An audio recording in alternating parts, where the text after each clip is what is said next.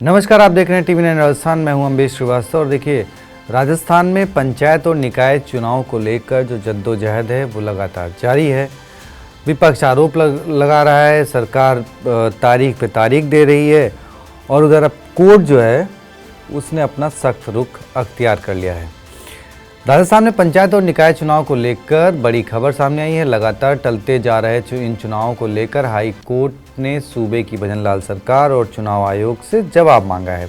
High court के acting CJ SP Sharma की खंडपीठ ने यह जवाब संयम लोढ़ा की उस अवमानना याचिका पर मांगा है जो उन्होंने बीते दिनों लगाई थी। पूर्व में हाई कोर्ट ने 14 नवंबर 2025 को पंचायत और निकाय चुनाव कराने के आदेश दिए थे। उस आदेश में हाई कोर्ट ने 15 अप्रैल 2026 तक चुनाव कराने के लिए कहा था, लेकिन राज्य चुनाव आयोग ने अभी तक 22 अप्रैल को अंतिम मतदाता सूची जारी करना तय किया है। मतलब जो हाई कोर्ट की डेडलाइन है कि भाई 15 तक चुनाव हो जाने चाहिए, उसके बाद अब आयोग ने सूची जारी करने की तारीख तय करी है। देखिए, जिसको लेकर अब हाई कोर्ट सख्त है। राजस्थान में पंचायती राज और निकाय चुनाव को लेकर लंबे समय से जद्दोजहद चल रही है। इन चुनावों को लेकर कांग्रेस बीजेपी की भजनलाल शर्मा सरकार पर हमलावर है। उसके बाद यह मामला पिछले साल ही हाई कोर्ट पहुंच गया था। सरकार ने पंचायतों और निकायों का कार्यकाल पूरा होने के बाद वहां चुनाव की बजाय प्रशासक नियुक्त कर दिए थे। इस पर यह मामला हाई कोर्ट पहुंच गया था। तब हाई कोर्ट ने कहा था कि इन संस्थाओं को लंबे समय तक प्रशासकों के भरोसे नहीं छोड़ा जा सकता, लिहाजा राज्य सरकार और चुनाव आयोग इनमें चुनाव कराएं। इसके लिए हाई कोर्ट ने 15 अप्रैल 2026 की डेडलाइन तय की थी, लेकिन अभी तक सरकार के स्तर पर चुनाव की कोई हलचल नहीं है।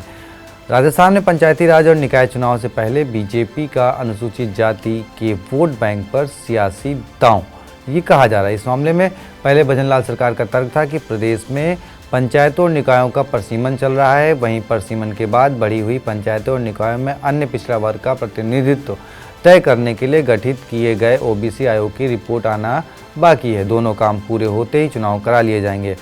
उसके बाद परसीमन का काम पूरा हो गया, लेकिन आयोग की रिपोर्ट नहीं आई। कांग्रेस का आरोप है कि सरकार बार बार किसी न किसी बहाने से चुनाव टाल रही है। कांग्रेस का दावा है कि जमीनी स्तर पर बीजेपी कमजोर हो चुकी है, इसीलिए वो चुनाव को लगातार टालती जा रही है।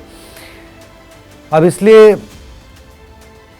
क्या चुनाव टल रहे हैं, बड़ी सवाल है। और वहीं इसी बीच हाल ही में सरकार ने ओबीसी आयोग का कार्यकाल भी तीसरी बार बढ़ाकर 30 सितंबर तक कर दिया है। सरकार का तर्क है कि बिना ओबीसी आयोग की रिपोर्ट के चुनाव कराना ओबीसी वर्ग के साथ अन्याय होगा। बीजेपी का आरोप है कि कांग्रेस ओबीसी का हक मारना चाहती है, इसलिए वह जल्दी चुनाव कराने की रट लगाए हुए है। बहरहाल पंचायतों और निकाय चुनाव के यह मसला पूरे प्रदेश में छाया हुआ है। इस मसले को लेकर बीजेपी और कांग्रेस में जबरदस्त घमासान चल रहा है। अब देखना है कि सरकार और चुनाव आयोग अपने बचाव में हाई कोर्ट में क्या जवाब देते हैं। वैसे आपको बता दें कि बीते दिनों ही चुनाव आयोग की तरफ से सरकार को यह अल्टीमेटम दे दिया गया था कि अगर हाई कोर्ट की तरफ से अवमानना का कोई भी नोटिस आया तो उसके जिम्मेदार पूरी तरीके से सरकार होगी।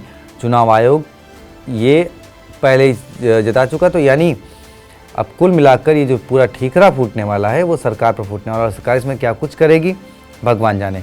खैर देखिए, राजस्थान में आखिरी पंचायत चुनाव जो है वो फरवरी 2020 में हुए थे। उसके बाद 5 साल का कार्यकाल पूरा होने पर 2025 में ज़्यादातर ग्राम पंचायतों, राजस्थान में तकरीबन 14,403 ग्राम पंचायतें हैं जिनका समय जो है वो समाप्त हो गया था। पंचायत समिति 547 और जिला परिषद 41 का कार्यकाल भी 2026 में खत्म होने वाला था। बीजेपी सरकार जब सत्ता में आई, लेकिन चुनाव की प्रक्रिया पर परसीमन और मतदाता सूची के साथ साथ ओबीसी आरक्षण के विवाद में फंस गई। हाई कोर्ट ने सख्त डेडलाइन दी जो मैंने पहले बताया, लेकिन उस पे भी अब सस्पेंस हो गया है।